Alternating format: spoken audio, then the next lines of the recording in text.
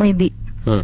Cerita yang bakal gue bawain kali ini mungkin bisa dibilang berkaitan sama mitos atau kepercayaan di salah satu gunung di Jawa Timur.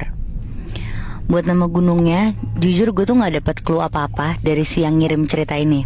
Dia cuma bilang kalau gunung ini pada saat itu ya, bisa dibilang masih tergolong underrated atau sepi dari pendaki.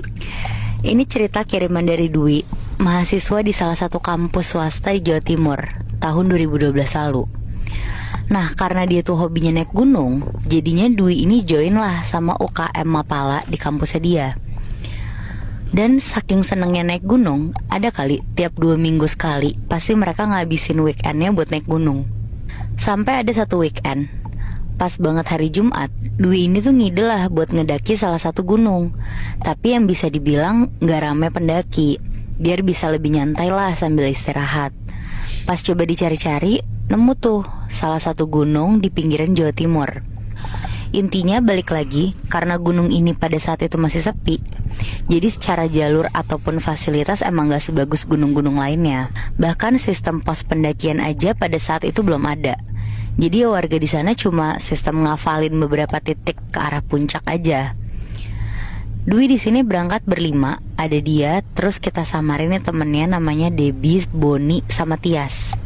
Jadi 2 orang laki-laki sama 2 perempuan ya. Pokoknya mereka ini sampai di desa kaki gunung tuh sekitar sore gitu.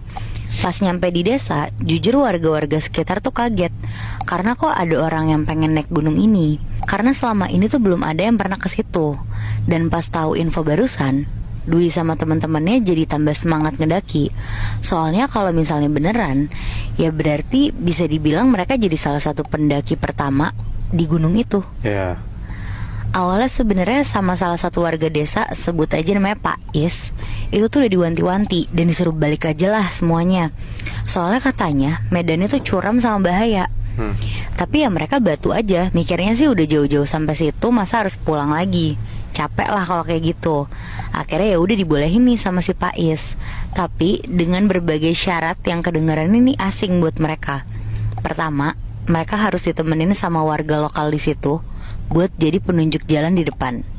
Terus kedua, katanya secara urutan barisan tuh gak boleh ganti-ganti atau ketukar-tukar gitu. Aneh banget ya. Iya makanya.